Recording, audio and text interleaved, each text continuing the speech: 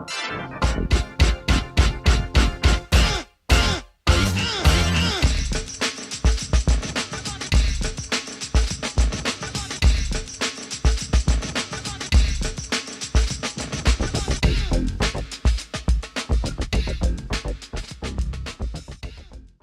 hear the sayings that you have about healing.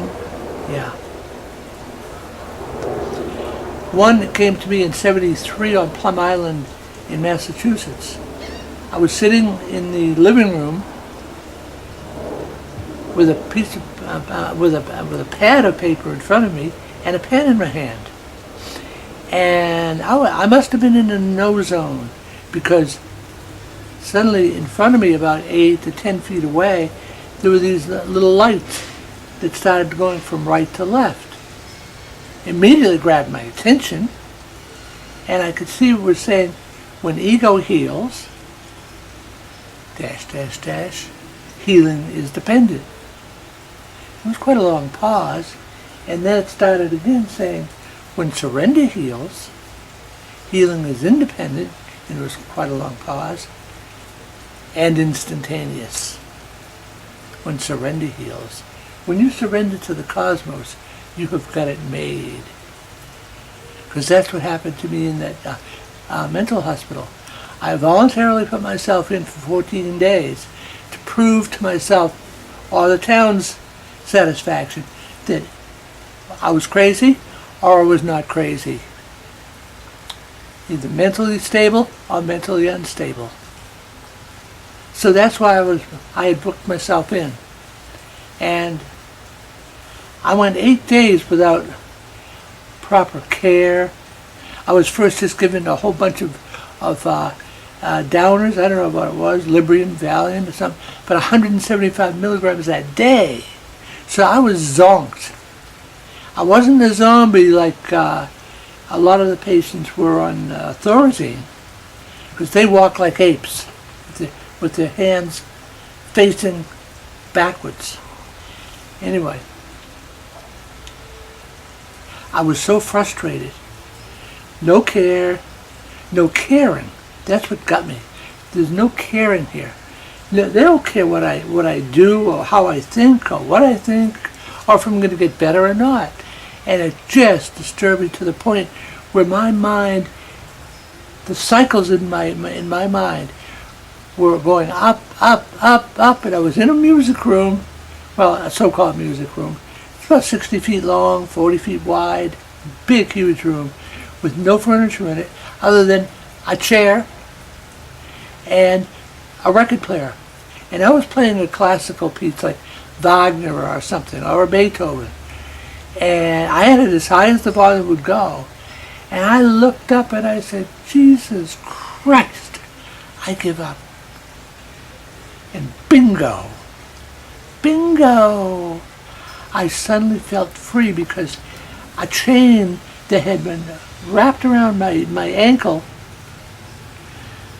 I could hear it click off, or to get cut off, and it rolled across this wide, wide floor with the chain hooked to a ball, a very high, heavy iron ball. And it rolled and rolled and rolled and rolled as I watched it, and bingo, it hit the wall. Pow! Or bang! And instantly I felt relieved. And that I was not alone. That I'd never be alone, that I never was alone. And I was just so thrilled, and that I got my answer to why am I here, what am I doing, etc., that I decided I'm not going to move. I will not move. I will be just like a stone statue, if that's what it takes to keep this feeling. Well, after about a half an hour, I got kind of bored with doing that, and I thought, this is not courageous on your part at all. So, look at the clock over there on the far wall. What time is it? And I saw that a half an hour had gone by, or approximately. And I thought, the feeling's still here. It's still inside me. I'm not alone. Jesus or God or the Universal Father, someone has heard my incredible plea. Help me. So after a while, I wandered back into the room where I had a cubicle and a bed. And I sat on the bed and I'm thinking to myself, what can I do to keep this memory going or this feeling for the rest of my life? And I thought, I can't make an altar in front of me. That's obsolete now.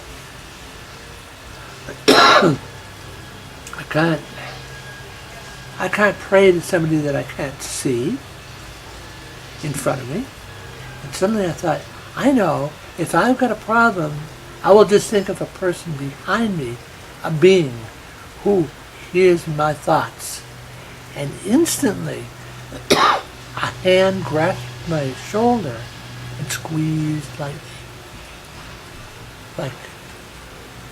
Wow. Like that.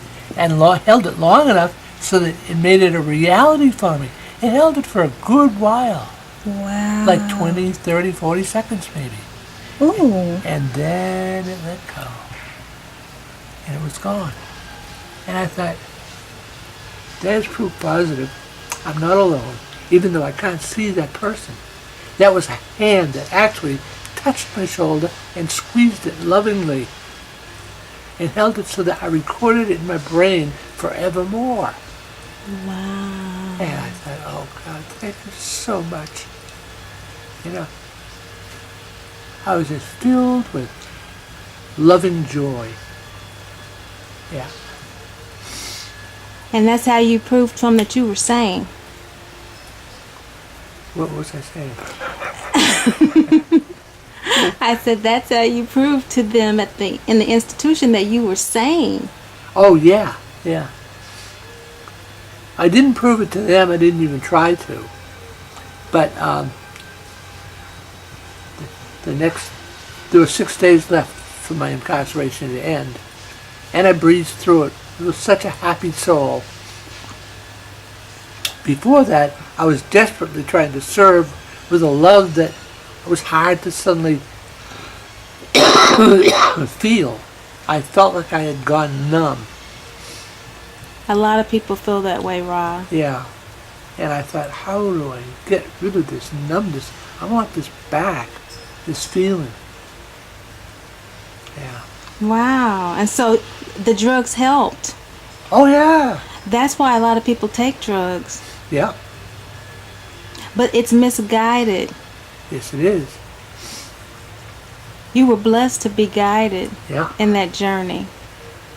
And you say that that only happened when you surrendered. Yeah. Jesus Christ, I give up. And I meant it. I meant it with every fiber of my soul and mind and body. Surrender is independent. And instantaneous. That's what comes of surrender. Surrender to the cosmos. Surrender to the now. Thank you, Ra. My pleasure.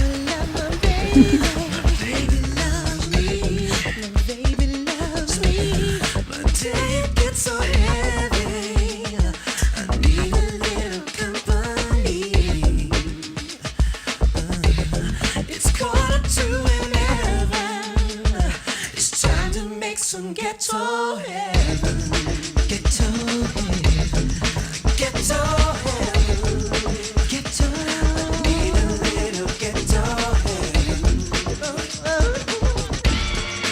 Nana likes brandy, Nana likes brandy, especially peach, especially peach. She keeps it by the radio and listens to the Reverend preach. It's 10:07, and time to get some ghetto heaven. Ghetto heaven.